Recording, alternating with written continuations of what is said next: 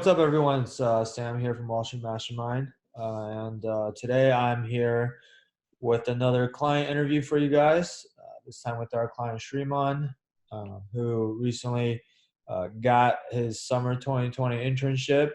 And so wanted to get him on here to kind of talk about his experiences with recruiting and how everything went for him and, share whatever advice he has for you guys. And so, Sriman, thanks for taking the time to talk to us today. Yeah, absolutely.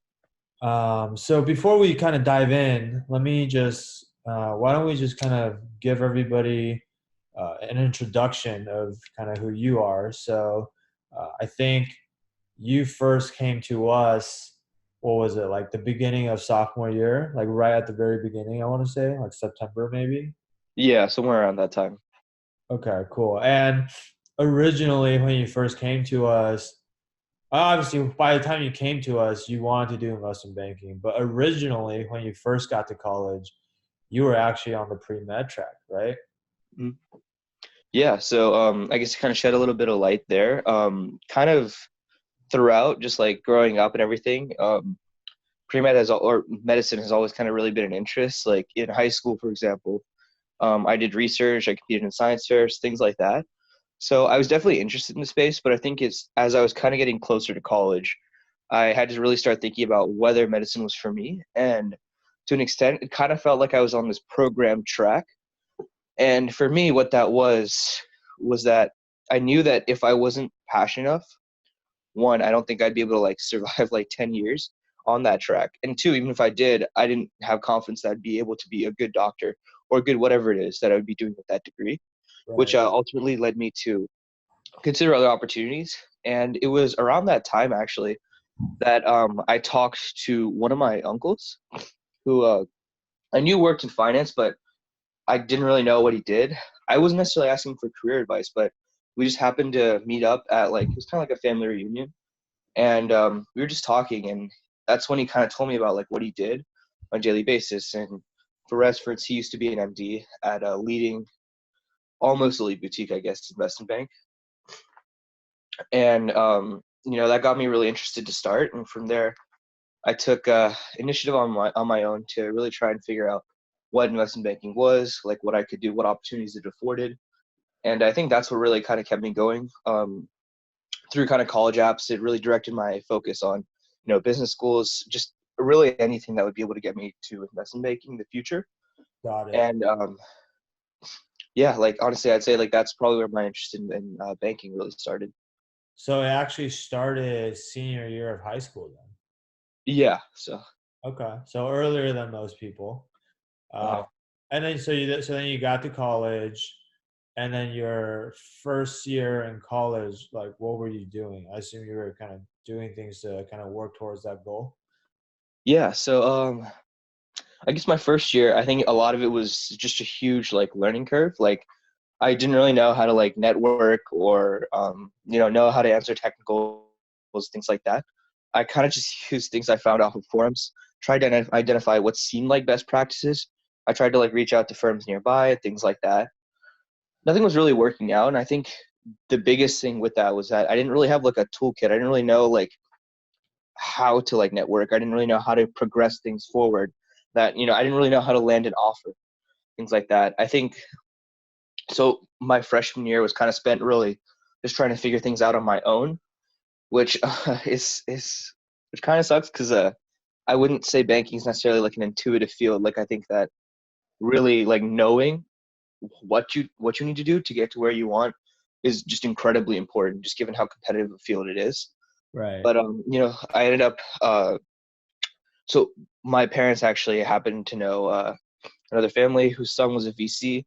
I met up with him, and we really hit it off, and that's kind of where I got my really first exposure, I guess, to finance I in see. a VC my freshman year summer. And then it was around, I think, like the end of that internship that I first kind of came into touch with Sam. Got it. Got it. Yeah. So, I mean, back then when I think we first met, just to kind of level set for the listeners a bit, but in terms of the type of candidate that you were on paper or, kind of what your resume looked like, because that's the question that people always ask is like, well, Yeah, definitely. what do you already have, right? So I think your GPA was what, like roughly? It was like okay, but it wasn't Yeah. like the best, right? Yeah. So it was like mid threes, right? So like GPAs in the mid threes, and then you were, I think, part of a like student organization on campus, like the investment group, but kind of Yeah. just a general member, not like actually a super integral part of the investment team or anything like that yet, right? Because you were just a Yep. freshman. Right. And then what else? And it was like the end of freshman summer, and so actually, what I thought was really interesting was, didn't you do like three different internships in one summer or something that summer? Yeah. So kind of what happened was that like I interned with the VC firm. It was a good experience for a while, but then what happened was that the VC that I ended up meeting that helped me like get that internship, he was actually a partner there that had been working pretty much part time with the VC and then part time with another startup that he was really interested with. Like they didn't invest in that startup, but he was just super passionate about it. So he suggested that a good experience for me would be to kind of spend half my time at the VC and then half my time at the startup to just really see both sides. And I ended up doing that. And then what happened was then I actually ended up seeing something for PE open up on Handshake, which was starting pretty much as soon as possible. And this was like almost like August, I think. And so I knew that like PE was definitely more so in the direction of like investment banking. Like obviously I enjoyed my experience at the VC firm and at the startup, but I think I definitely need to like kind of guide my focus in like a different way. Yeah, And that's what kind of led me to reach out to that PE shop. It was actually Search Fund specifically. right. And so I ended up interviewing with them. Then I ended up getting the offer. And so at that point, I kind of had to, so it was an in-person internship. And so I ended up flying back to California kind of like midway through August. So it was like about 2, 3 weeks before school started. Okay. But I was still like helping out remotely with like the VC and like the startup as much as I could. Right. So for like about like 3 weeks, like a month, I was kind of juggling like three internships at once. Got it. Got it. Yeah, because the VC and BD internship that you did at the start of, those are back home uh, Right. in the Midwest, and then the search fund internship was out in California, right? Yeah. So, okay. Yeah, so I mean, look, for those of you who think you lack experience on your resume, I guess the key is to just do three internships in one summer, and then you'll be set. I I'm just definitely got lucky though. I'm just kidding. That's pretty hard to do, but no, that's impressive that you pulled that off. And I just remember I was like, yeah, wow, this guy works really hard. And so, okay, so then you came to me coming into sophomore year. You have been starting to network, but you hadn't quite.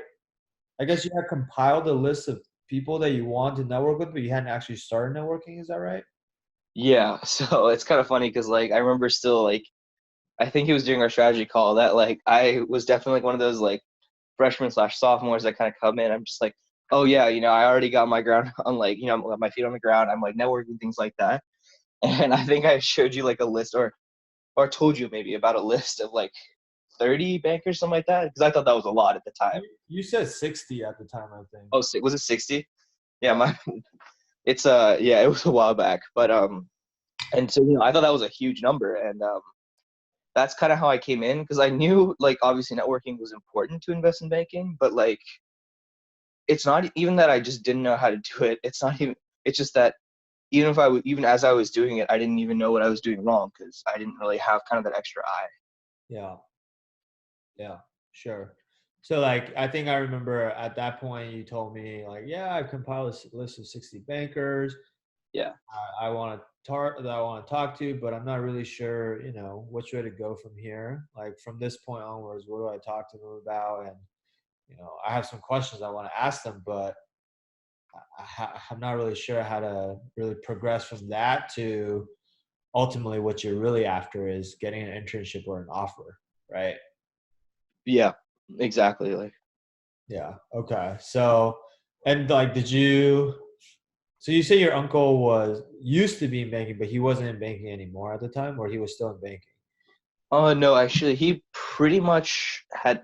Well, no, I think he was in banking up until then. He left kind of midway through my sophomore year, first semester. Okay.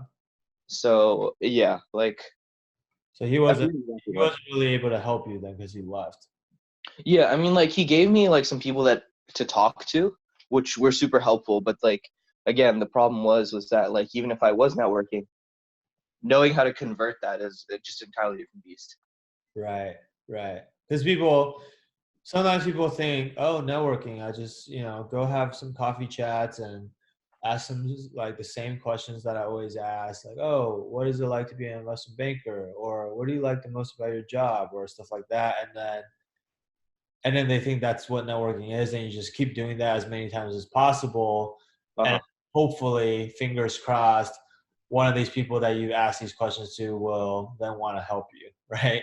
But in Right. in reality, there's so much more than that. And like if you're just doing that, that's basically not going to really get you anywhere, right? Absolutely. Yeah. I call it burning empty calories. It's like you're doing a lot of work, but not really getting a whole lot to show for it, right? Um, Yeah. so okay, so that was one thing that you were kind of struggling with, and then what else? I guess you mentioned technicals were kind of the other thing that you were kind of worried about. Yeah, so since given the PE like internship that I had had at that point, it was a search one. It wasn't necessarily, it was pretty much like a lot of BD type work, with like some emphasis, I guess, on technicals, like if you saw like Sims, but still, it was very much like more, it very much just didn't really involve like the technical aspect that you typically find in like other finance roles. So I didn't really have a background. I didn't really have like much to study from. Like I know I had friends that kind of sent me over some guides, but really like at least for me, I feel like just going reading through guides is not really the way that I feel like I learn. Hmm. I think really having someone to kind of like work through these concepts and kind of just apply them and see how they kind of move as a whole, I think that was really the best way for me to learn. And so I think that at that point, I didn't really have that, which is why I felt like technicals was my weakest kind of aspect. And Okay. so yeah. Okay, got it.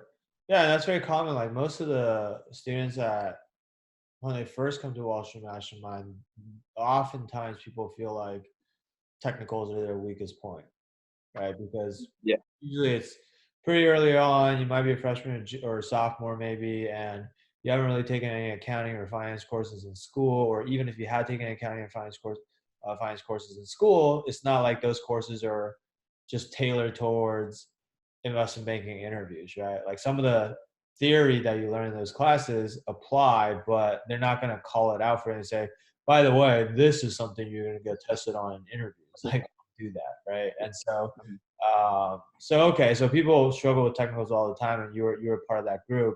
Uh, Definitely. on the behavioral side, how did you feel back then about your behaviorals?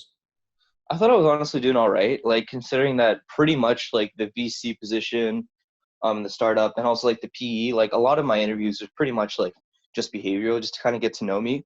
Yep. Um, they weren't. I don't think they were anything as structured as like banking behaviorals, but like that's kind of what I had in mind as like what behaviorals would be like, which is why I definitely felt a little bit better considering that I thought I had real experience with behaviorals. Right.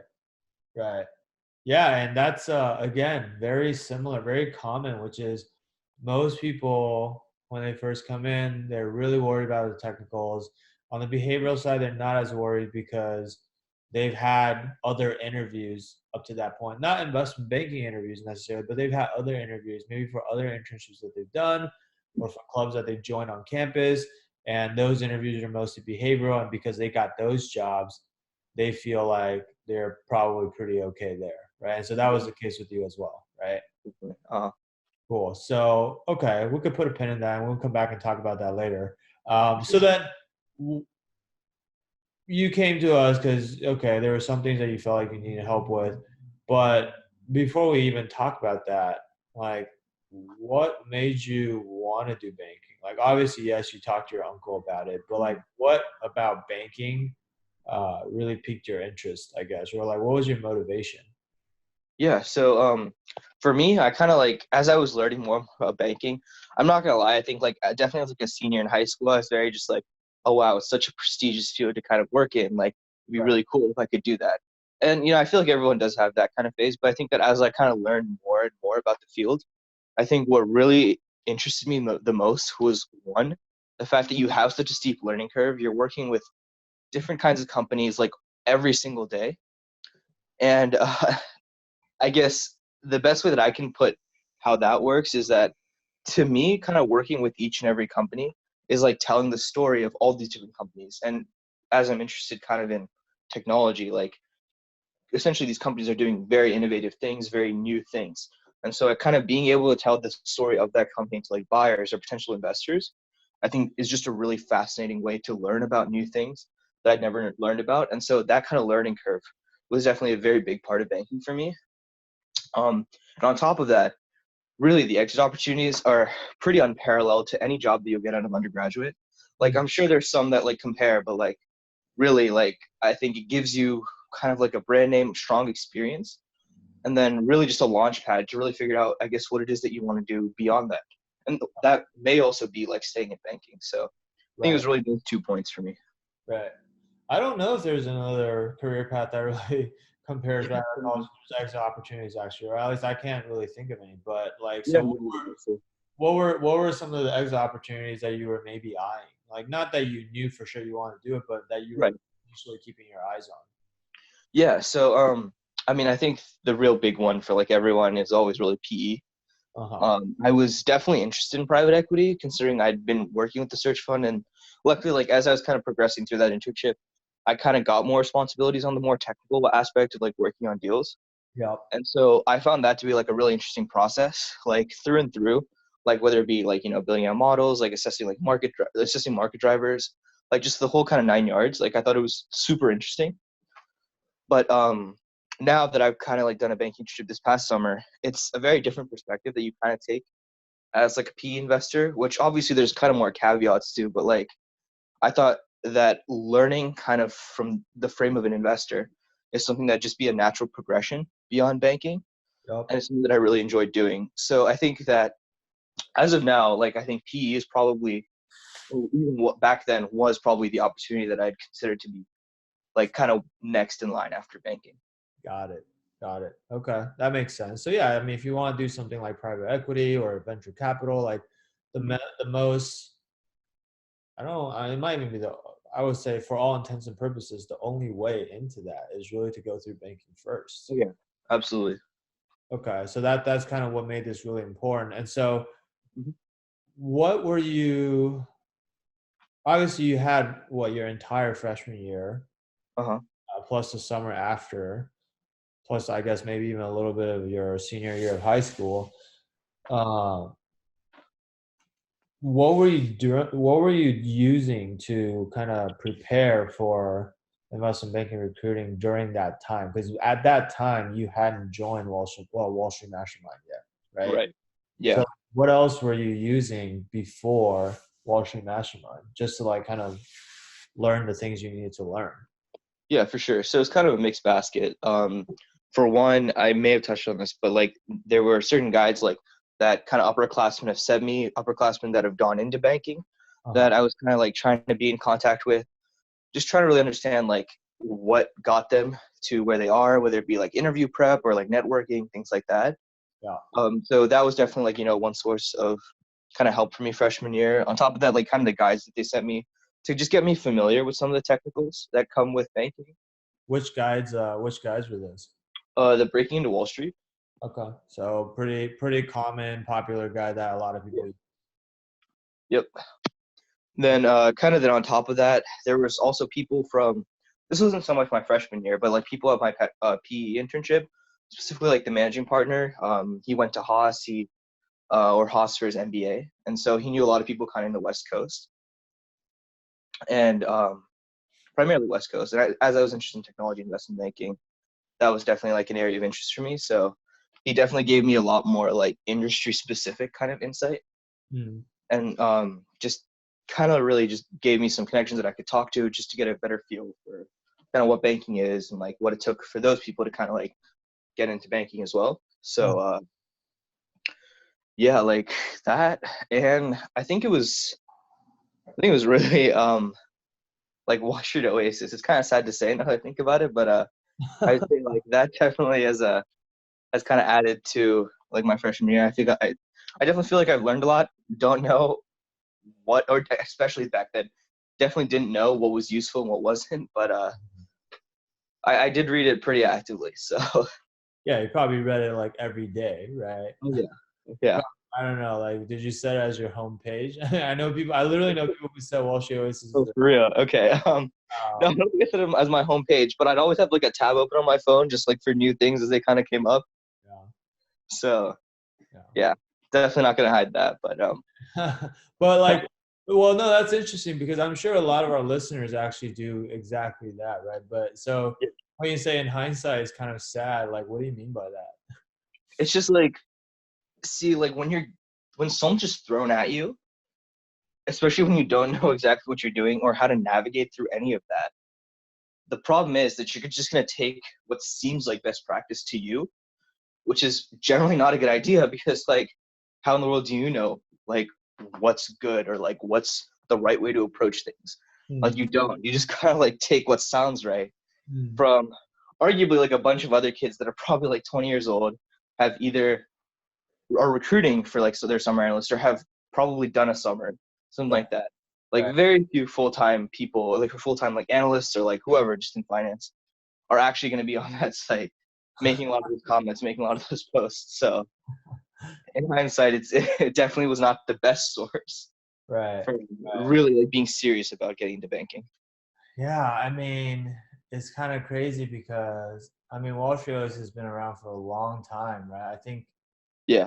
it started around back when I was in college and when I was recruiting for investment banking, and I know that I read Wall Street Oasis all the time too, Uh-huh. as a college student, and it's just become kind of like this industry standard, I guess, where everybody goes. And um, I think if I were being totally fair about it, sometimes you find a post here and there that's like really helpful, But yeah, of course. but the vast majority of the posts on there honestly just aren't that helpful, right? Uh-huh. Because Yeah. like you said, well, one, there's a lot of noise. There's a lot of people who are chiming in and giving their opinion on whether you should do things this way or that way or whatever, and different people have different opinions, and you don't really know who's credible and who's not, who's right, who's wrong. Uh, a lot of these people are just college students, just like yourself. They might not even be ahead of you, but they like to, some college students are total keyboard warriors where it makes them feel good to like give other people advice even if they're not really qualified to do it, right? And that's actually, it's kind of a dangerous thing because I know a lot of kids who take what they read on Wall Street Oasis as religion, right? Yeah. um, and then I mean with investment banking recruiting, it's like you have one shot at getting this right. You have to get that summer internship, right? Or otherwise full time is going to be damn near impossible. And Oh yeah. if you follow the wrong advice when you're taking that one shot, like that could be it, you know? Uh, Yeah. and now if you want to get in, maybe you have to go back to business school. You got to wait like multiple years. You got to pay hundreds of thousands of dollars to go back to school. And it's a very costly mistake, right? And so I think yeah, that's one thing that a lot of people don't realize is, be careful who you get your advice from, right? Oh yeah. Like Absolutely. you gotta know who they are, what are their credentials, like are they qualified to help you? Do they have your best interests at heart? I mean, not saying that people actually do this, but a lot of Yeah. people that are giving you advice on these forums are actually people you're competing with. Like Yeah. what incentive do they have to actually, I don't know, like give you the best advice and tell you everything you need to know to beat them out for the same job that they want? Uh-huh. Probably not a whole lot, right? So um okay, so you were using the Breaking and Wall Street guys, you're using Wall Street Oasis forums, you're talking to your managing partner at your PE internship. probably talking a little bit to your uncle who used to be a banker, I'm guessing. Right. And so that was pretty much it, right? Uh-huh. Okay. So then, like, you had these resources already at your disposal, and you're kind of doing, it sounds like, all the same things that everyone else was doing already, right? Yeah. And so, like, what made you want to kind of get even more help through Wall Street Mastermind? Well, I mean, there's like what 1% that kind of makes into banking, right? So Right. it's like everyone does the same thing. Like, how are you any different? Mm, That was my thing. So I wasn't necessarily looking for like anything else. It just happened to pop up in my feed one day. mm, Like there was like a sponsored ad from like Wall Street Mastermind and like Facebook or something, yeah. and I decided to check it out. It seemed interesting, and kind of like as I was going through the presentation, and forgive me, it's been a while, but it really did break down like a lot of the things that like I'd kind of heard about, but I feel like more than anything, it seemed like kind of like scratching the surface to like a bigger framework that has actually been successful. Like as I kind of like it was like an hour long, right? Yeah. And so as I kind of like listened to it, like kind of watched how at least Sam was kind of presenting that like investment banking should be approached, that was super helpful and super approachable as well, which caused me to like reach out to him because I know in the past like I've looked at like other sites. I know like murders and inquisitions, things like that. But I feel like that those kinds of sites generally lack that kind of like personal element. Like you don't really know who you're working with, like in all honesty. And so Yeah. I never really like tried to sign up for any of those programs or really reach out. Right. I definitely thought that presentation that Sam kind of offered was really awesome, and I thought that it could be the start of like something a lot better. Right. When we reached out in the first place. Got it. Got it. Yeah. I mean, you make a good point, which is a lot of these resources that are out there right now in the, I guess, investment banking recruiting prep industry, if you want to Yeah. call it that. It's its own industry now, I guess, or I'm making it one. But a lot of the resources that are out there that are available to the candidates, you don't really know who you're working with. Or actually, like, it's probably more accurate to say, like, most of the time you're not working with anyone, period. Right? Mhm. It's mostly a DIY approach, right? Like, Right. here's a PDF file with Uh-huh. 400 questions and answers. Just read this and you'll be good, right? Uh, Yeah. Everybody else, by the way, is reading the same questions and answers, and you guys should all answer the questions the exact same way, right? Yep. Or, but, like, you never actually talk to like an actual human being, or Uh-huh. like, here, pay $500 for this financial modeling course and just watch this guy move his move around on an Excel spreadsheet on your screen Yeah. and type in a bunch of Excel functions and just follow along or try to replicate what he's doing when you don't really understand why he's doing what he's doing. And you also don't, but it's just kind of like monkey see, monkey do. And you're spending a Yeah. lot of time, no doubt, you're working hard, but you're not really getting like what you need out of that, right? You're not really learning what you need to learn, right? Which is kind of crazy. And I think Yeah. the reason why that model is so popular, I guess, or so common is that, one, it was popular for the companies because it's almost like passive income for them, right? Like, Uh-huh. Yeah. they make these guides one time, maybe they make minor updates once a year, or they record these videos one time, financial modeling courses, and then they could sell it to everybody as many times as possible, and they never have to talk to you. So it's almost like no work on their part, right? Hmm. Um, which is great for them, but it's not really great for you as the candidate, right? Yeah. But then on the candidate's part, I guess it's popular because, one, it's just that's what everybody is doing, and people have a herd mentality. It was like, oh, well, if everyone's doing this, then I guess I should just do the same things, right? When in reality, it's probably for something that's so competitive where only 1 out of 100 people are getting these jobs. You probably want to zig when everybody else is zagging, right? Yeah. Um, and the other thing is, like, the other reason why I feel like it's so popular with the candidates is, hey, the flip side of this being passive income for them is that they tend to sell it for very cheap, right? Like, oh, buy our interview guide for $200, or like pay for our financial modeling course for $400, $500, and then this is the secret to you getting a job in investment banking, right? Yeah. Um, and then when you really think about it, it's like, let's just think about this for a second, okay? We're talking about getting a job that only 1% or less of people are going to get.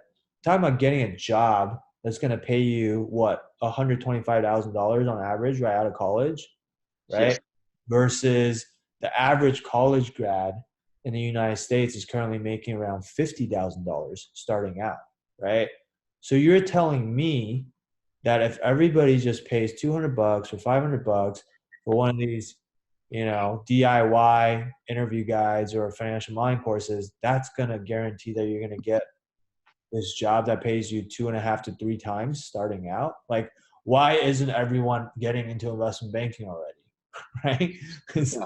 it's literally like It's too, not easy. it's literally like too good to be true, right? It's like if Yeah. something sounds too good to be true, you probably have to ask yourself, like, what's the catch? Oh, because it is too good to be true, right?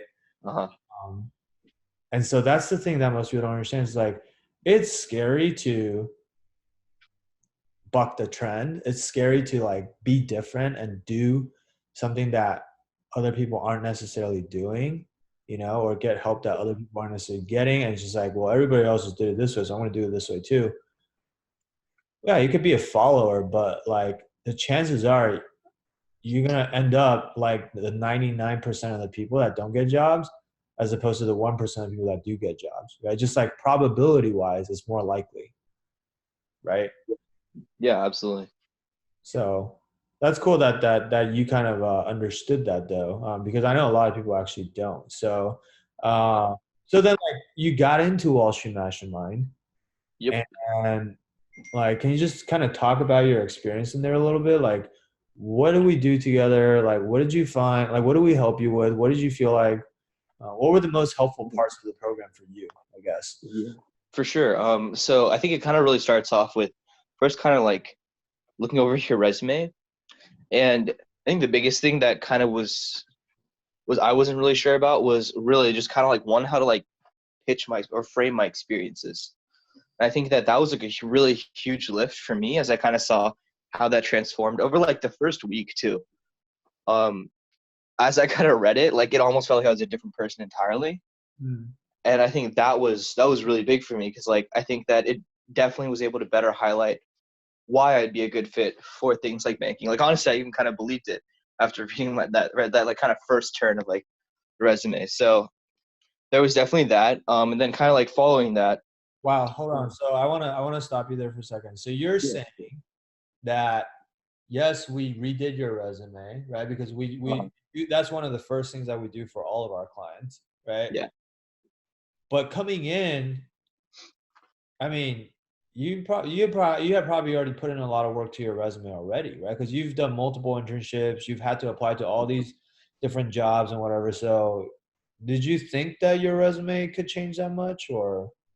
No, in all honesty, like I didn't. But I think that a lot of that was just like I think that I was trying to summarize everything way more than I probably needed to. Like I feel like it didn't really give me the luxury of like trying to highlight like what kind of skills or what kind of things that I've done that would be useful. But like the thing is, like I was a freshman, I didn't really know like what I should even put on there, even if I were to take that liberty. So Right. So you yeah, had like found some templates, and then you just kind of like took your best crack at filling it out, yeah, and that's what you have been using. But there were a lot of things that could have been better, or improvements that could have been made that you just didn't know about. yeah, 100%. Like But you're saying that psychologically, like it's more than just, oh, we made the resume look better. I think what you're saying is that psychologically it actually made you feel like a different candidate, like it made you feel more confident about yourself.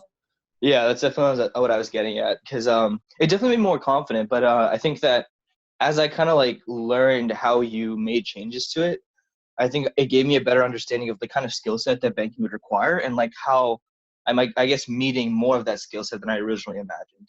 Mm, I see.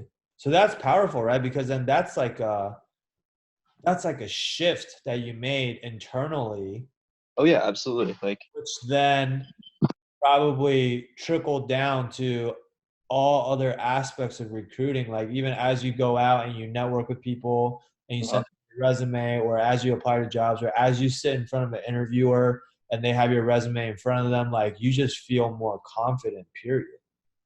right. Yeah, like that was definitely it. Wow, that's amazing, man. Okay, cool. So the resume definitely helped a lot. Like what else did we work on? So yeah, then kind of after that, like really kind of digging into my behaviorals, like that was kind of where I was transitioning from that phase where I thought my technicals were more like kind of my worst aspect. I started to realize just exactly how bad my behaviorals were, and in a good way, of course. And I think that so like really starting to work on that and kind of really trying to figure out how to answer those behavioral questions because honestly, those are the real differentiators between Yeah. candidates. Like anyone can like I don't know, find like the questions off of like, or like remember questions off of like a 400 question guide and just like spit out answers. But like, I think it's like your experiences that really make a difference Mm. and will differentiate you. So that was definitely really big for me. And I think that this is kind of more like later on down the road. Like it wasn't just like a one time thing too. It was like, it was a process that was kind of stretched over like months. Like Mm. it wasn't just like a one time, like, all right, your behaviorals are good. And like, that's it. Mm. So that I think honestly was the biggest thing for me, but it was definitely over time, like even beyond like the time that I was in the program originally. Mm. So there was definitely that, and then also I think that kind of as I was like kind of touching on before with my technicals, it was really useful to kind of have that kind of person to really kind of walk you through exactly what these guides are talking about conceptually. Because for me, like I knew that I was never a person that would just like that would learn best when just like reading through a guide and just kind of like memorizing what I heard. I really wanted to understand exactly like how all these things connected, and I think that having Sam kind of explain that through his videos was really useful for me because it kind of gave me more of like I guess to put it in the best way. It's just like now kind of when I think about like clients like modeling and things like that, I kind of imagine the parts kind of moving in my head rather than just trying to remember like what I saw on a sheet of paper. Mm. So it was definitely like very different, and so that was definitely something that like I think also really helped me like understand my technicals Yeah. at a deeper level. Got it. So you talked about two different things there. You talked about behaviorals. You talked about technicals. On the behavioral side, it's interesting because, again, going back to what we said at the beginning of this interview, coming into Wall Street Mastermind, you felt like your behaviorals were pretty good already, right? Because Yeah, you had done these other interviews and they went well. You got the job, um, but then you once we actually started going through it, you realize that they're actually it actually could be a lot better. Is that kind of what you're saying? yeah, definitely. Like I think like what I imagined behaviorals to be before was kind of just like they kind of just asked me to tell me about myself, like what my experiences were. And they kind of asked questions like here and there, but they weren't kind of like the structured banking behaviorals that you kind of hear. Like I don't know, talking about a time that you've done X, Y, Z, like things Yeah, like that. I never really had to go through that kind of process. yeah, So it's kind of a different take on it. yeah. This is the thing is that and I bring this up because a lot of students are basically exactly where you were back when you first joined. Is that they always underestimate kind of the amount of work that has to go into behaviorals, right? Like if I ask 10 people how comfortable they are with the behaviorals, like 9 out of 10 people will tell me that they're pretty good on behaviorals. They don't need help with behaviorals. Like I know this because I talk to a lot of students, right? Yeah.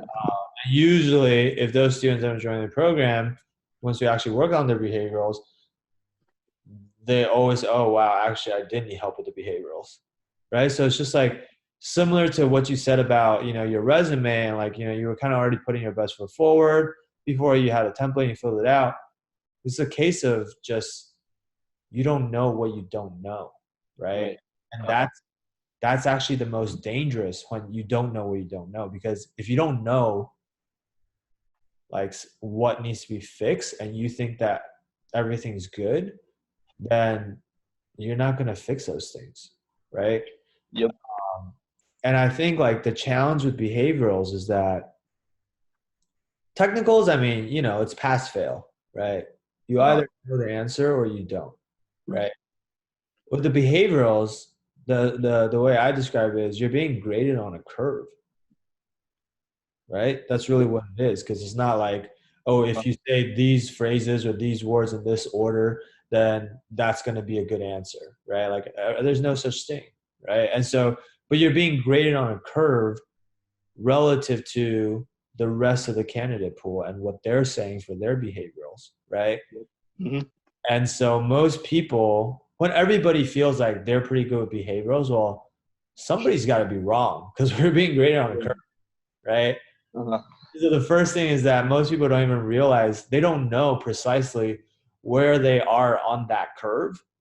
Uh-huh. And that's the first challenge. And the second challenge is like, because you don't know what other people are saying, you only know what you're saying. Right. Right. So you need someone who actually has a lot of experience interviewing other candidates and seeing everybody else's answers to tell you if your answers are actually better than other people's answers. Right. Mm-hmm. You can't Yeah. do that on your own. And then if Right. your answers are not better than other people's answers, chances are some or all of your answers will not be good enough. Uh-huh. And the second challenge is, how do you make it better? Yeah, exactly. Right? Like, because if you came into Wall Street Mastermind and you already had the answers that you had that, help you get your previous internships, and I looked at it and I said, Sriman, these could be a lot better. Go make them better. And Uh-huh. I just asked you to go do it. Like, what would you do? Like, what would you actually change about those answers? Probably not much, Right.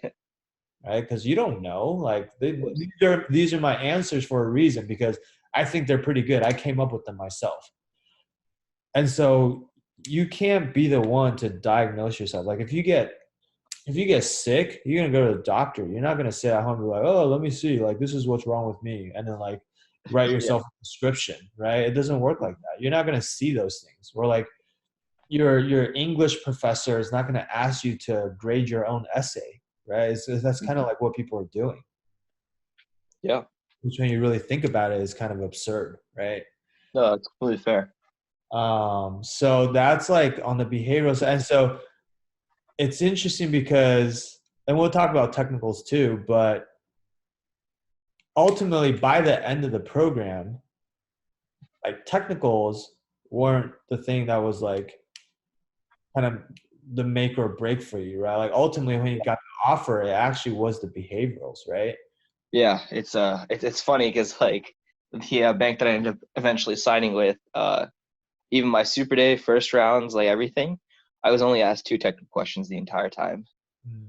Everything else was behavioral. So Right. yeah. Yeah. So that's the thing that people don't understand is like when I say behaviors are really, really important, possibly more important than the technicals, um, that's like, I guess that's kind of goes against the grain of like most people believe that technical is the most important, but they've also been told that because like most of the companies out there that are helping with recruiting prep, they make money off of selling stuff that helps you with the technicals. Yeah, definitely.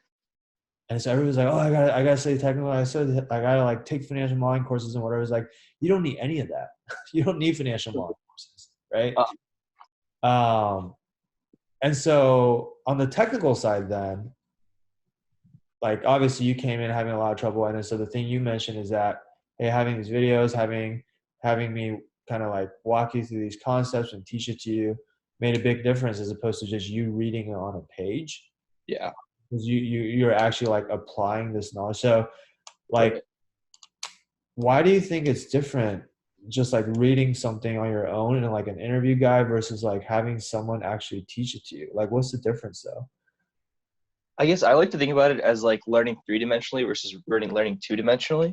Hmm. Like kind of I was trying to touch on this, but like for example, like when you're working on questions involving this three statements, I guess now how I've started to think about it more so was kind of I would imagine how the things actually move in my mind.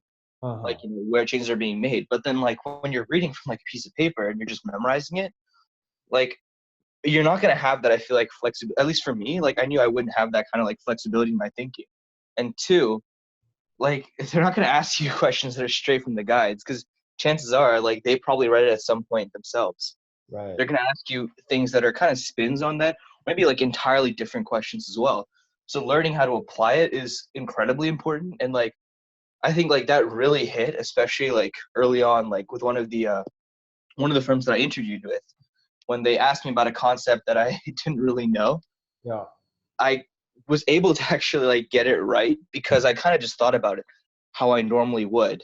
Right. Uh, you know, and I looked for similar types of like line items Yeah. and used that and applied that to guess my way through that question. So, and I Right. ended up getting it right, but like I think it's really that kind of thinking that enables that.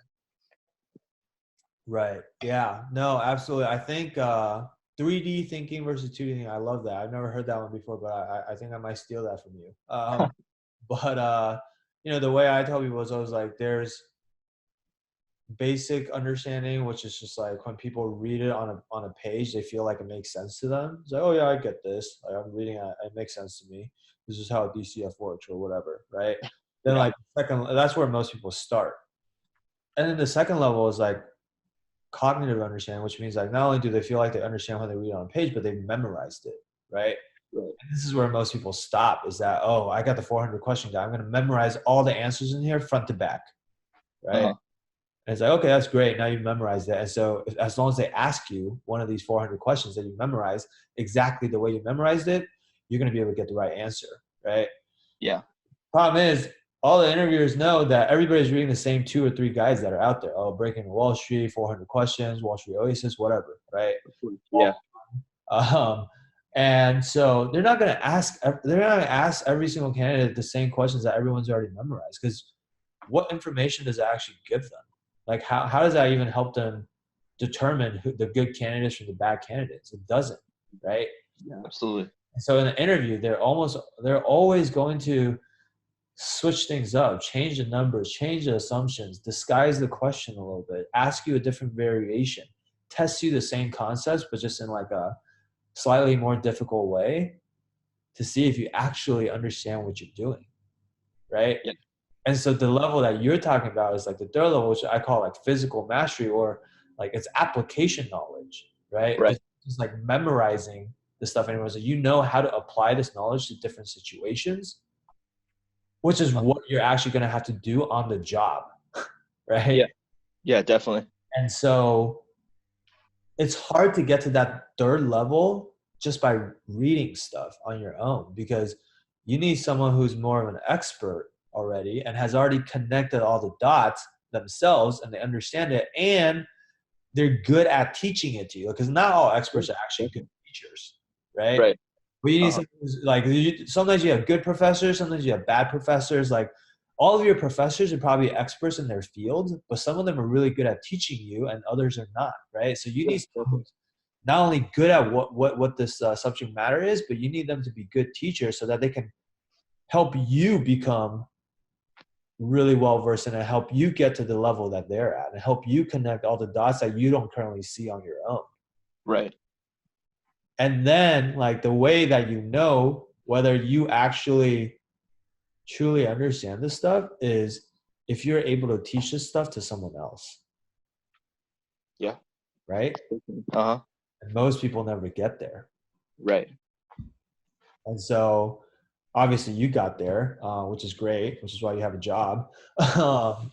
And so, okay, so we worked on all those things. And then I think the last thing that we did too is like you like during your time in Wall Street Mastermind, even after Wall Street Mastermind, like you continue to try to like beef up your resume, continue to get more relevant experiences, apply to like other boutique investment banks that you're interning at during the semester and things like that too, right? Yeah. Got it. And like what kind of help do we give you on that front? Yeah. So actually like my sophomore year internship, I interned at a boutique investment bank. And there was like 4 rounds, I think. So basically pretty much all the same stuff. It was like relatively structured, even for boutique. So really like everything I'd kind of gone through with Sam, like behaviorals, technicals, like they were kind of like talked about like in those first two rounds. And the third round was actually a case study, and it was in that case study that like if I remember right, it was like putting together like a comp set or something like that, and then doing a DCF. And Precedent. I think it was like precedent transactions, right? yeah, yeah, that's what it was. And so it was during that like that really was trying to identify like kind of which companies to leave and leave out. I think they actually already gave me like precedent transactions, and I guess a couple of the suggestions that Sam kind of gave me as to like identify like which kind of companies were most valuable in that analysis really were ended up being the ones that actually differentiated me in the first round. Because like first like what 5 minutes something like that of the final round when they were like kind of walking me through the case study and asking me about different things, they literally told me that I was the only one that had done like any of those things, and they were good things of course. Right. And ultimately like that's what really differentiated me from like the other candidates they'd given case studies to, which Right. ultimately why I ended up getting the offer. So automatically, like just even getting that sophomore year internship, like Sam definitely played a huge role in that as well. Were you the only person that got hired? No, I wasn't the only person. I think in that round, I was one of two people. Okay. So there were two spots, and you got one of the two.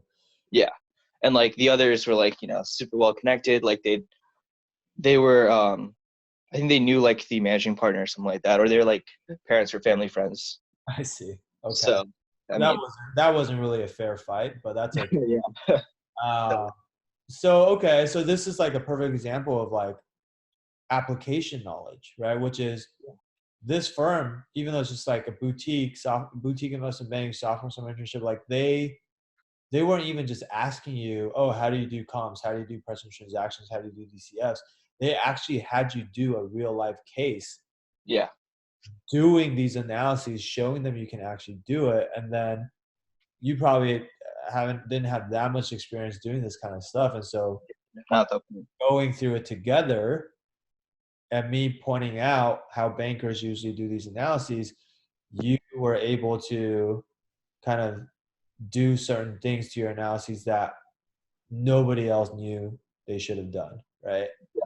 And then that made you stand out. And that also probably, the process of doing that though, also enhance your own understanding of how these technicals actually work and how they get applied to real world situations, right? Yeah. Uh-huh. I mean, yeah, like it's been a fantastic experience as well. Like kind of the experience that you kind of gain on the ground is very different from like learning about it kind of from the outside. So I'd say like that honestly played a huge role in Yeah. the offer that I eventually got in the future as well, because obviously it'll ask you about your experience. Yeah. Yeah. That's amazing, man. So I guess we will stop with the suspense, but we still haven't told people what was the offer that you ended up getting. Like, where are you going to be interning next summer? So yeah, I'll be at a leading middle market this summer. Ended up signing like mid-August. Okay. Cool, man. And like, just so people know too, you signed with this leading middle market. Um, when you did that, you were actually still in the process with several other elite boutiques as well, right? But Yeah. timing is such that the timing of recruiting is annoying where you don't really get to hold out and shop Right. your offers around. And even if there were other firms that may have been, your top choice or whatever, if they move too slowly, sometimes you just have to take the offer that you're given, right? Yeah. I mean, that's just kind of how it is though these days. Like it's kind of just a war for talent, right? Like all banks just want to keep like people that they found to be like have or found to have like potential, I guess, in banking. They Yeah. want to make sure that you sign with them, right? So ultimately, I did end up having to turn down, I think, two interviews Yeah. with EVs. Yeah.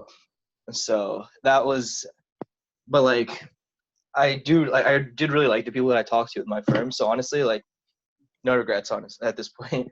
Yeah, yeah. No, you're going to a great place. Like there's no I mean, anybody would be thrilled to be to end up in your situation, right? And I think but the point that I'm making is just that uh you had options, right? It's good to have options. Yeah. It's good to have options, it's good to have multiple firms want you. Obviously, ultimately in the end, you're only going to end up with one firm. Right. like a lot of people, like they can't even get one interview or one offer, right? Yeah, Uh, completely fair. in reality, if you had all the time in the world to continue going through the process, you're one of those candidates that I felt like would have gotten multiple offers, right? So that's really a testament to your hard work and all the effort you put into this process. And obviously, you've been grinding on this for, at this point, I guess 2 full years, right? And that's Yeah. like it's really a journey to get to where you are now. And obviously, the journey's just starting. It's not over. Like Oh yeah, absolutely. you got to go do the internship and get the full time offer, and then Right. and then start your career from there. Yeah. But you're in a really good spot now, right? Oh, You're in that top 1% of the people who actually have a shot at doing this. So that's amazing. So huge yeah, congrats to definitely. you. Thank you. I guess any last minute advice for these other students that are listening right now, like in terms of what you wish you had known back then, or what you think they will want to know as they're going through this process themselves. I guess kind of really two things. Like for one, I know Sam kind of touched on this before, but it's like really, if you don't, you can never know what you don't know, right? So like with so much out there with like banking, like in whether it be like Wall Street Oasis or just upperclassmen, things like that. Whoever you like have talked to about this, wherever you're kind of getting your information, like you're never gonna know if that's gonna work for you, or if that's the way that really like will be the best way for you. Like sure, it might happen sometimes, but like for such a for such like for your junior summer with such small margin for error, like do you really want to risk it though? Right. I think like, that was really big. It played a big factor in my decision to like work with Sam. Yeah. And then like two on top of that, it was interesting because I think Sam did like a thought of the day on this. It was about interview prep, right? So and I think he said something along the lines of like people that end up like getting the best offers are the ones that prep the best early on, or like more just ready to go from the start. And I think that's definitely something that's like I've come to realize kind of going through the process with like various firms of like all different types, that really people that were ready from like day one were the ones that really were able to like secure multiple offers, leverage those, and eventually get to where they wanted to be. And so I think that that's definitely a very valuable thing to have. And so even if you're a freshman, even if I don't know, even if I think I've seen some seniors or something like that Yeah. as well. Like getting that head start is invaluable. You mean high school seniors? Yeah, yeah, high school seniors. Yeah. Yeah. Yeah. Yeah, So that's a great point that you make. Is that I always tell people, you have a limited amount of time to prepare, right? Like in this day and age, summer recruiting for your junior summer internship starts during the second semester of your sophomore year. yeah. And so, for all intents and purposes, if like most people don't start in high school, but let's say you start once you get to college, at most you have maybe like a year and a half, like your first 3 semesters and the summer in between your freshman and sophomore year, right? And Uh-huh. that's assuming that you want to do investment banking as soon as you get to college, which was the case for you, but it's not the case for most people, right? Most people come into college, they've never heard of investment banking before. They didn't have an uncle who could tell them about it. Yeah. They might not discover banking until halfway through freshman year, or sometimes even sophomore year, or maybe even later. Uh-huh. So the point is just like the things that you need to accomplish, the things that you need to do, it's the same no matter who you are, right? As far as like the requirements of getting into investment banking, it's the same. Yeah. Like the more time you have to do it, obviously the better job you're going to be able to do, Yeah, for sure. right? And so it's just like time is the most valuable resource, and no matter where you are at in the timeline, the key is to figure out how can I maximize my efficiency and how can I get the most done in the amount of time that I have, right? If I'm already behind, I definitely need to get more done than other people because I'm trying to catch up. Right. But even if I'm not behind and I'm starting early, it's a race, right? Like out of the 100 people participating in this race, only one person's going to win. So how do you kind of accelerate your pace relative to what other people are doing, right? Yep. Um, like if you could put rocket boosters on your car and no one else has that, then you're probably going to win, right? Yeah. And so that's kind of what we try to do for our clients at Wall Street Mastermind is like just give you that edge, give you that competitive advantage, help you do everything not only better, but help you do it faster than if you had to do a bunch of trial and error on your own, or make a bunch of mistakes along the way and then start over and then do some more trial and error, and maybe it works, maybe it doesn't. Like, that's what takes a lot of time, right? And then that takes time away from you to be able to do well in school, maintain your GPA. Like, you have a lot going on, you're a college student, you're trying to recruit, you're busy, right? Um, So anyway, that's people don't, I think most of the time the mistake that people make is that they don't value their time enough. Definitely. Waste a lot of time, procrastinate, watch Netflix, whatever. Like, you only have so much time, and when you're watching Netflix, your competitor is studying for their interviews or networking or doing something, and then, like, guess who's going to win? Yeah. So anyway, Sriman, we've been talking for a long time already. I appreciate you taking the time to Always. come on here. And Yeah. for the rest of you, hopefully you guys found this interview helpful. If you guys, want to kind of get that extra help that you most likely do need, regardless of whether you realize it right now or not, the first step to do for you would be to reach out, schedule that free strategy session, right? It's a free consultation type call up front, just to kind of, for us to learn more about your situation and your recruiting process and where you're at and what it is that you need help with, and also what your goals are and where you're trying to go, right? And I'm honestly not even saying that, hey, I can always help you. Sometimes we talk to students that we actually can't help, and we'll tell them that we can't help them, but even when we can't really help you, we still give you advice on what we think we would do if we were in your shoes, right? Based on our experience and our expertise. And so you're going to walk away with a ton of value and just clarity no matter what, right? And if we can help you, then great. Like, if you're a great fit for the program, we'd love to work with you, but there's no pressure, right? And so I would encourage you guys to just reach out. You have nothing to lose, a lot to gain by taking this strategy session. If you want to book the strategy session, you can go to www.wallstreetmastermind.com/apply. Okay. And pick a time that works for you and then fill out the application. Now, the wallstreetmastermind.com, the street is abbreviated to ST. Okay. So it's wallstmastermind.com/apply. Okay. So I encourage you guys to do that. And again, Sriman, thank you for taking the time to be on this call today with us. And Yeah. keep me posted on how your internship goes, and For sure. looking forward to celebrating all of your success going forward. Yeah. Thanks. Appreciate it. All right, guys. That'll be it for today. And, we'll be back with more of these over the coming weeks. All right. Talk soon. Bye.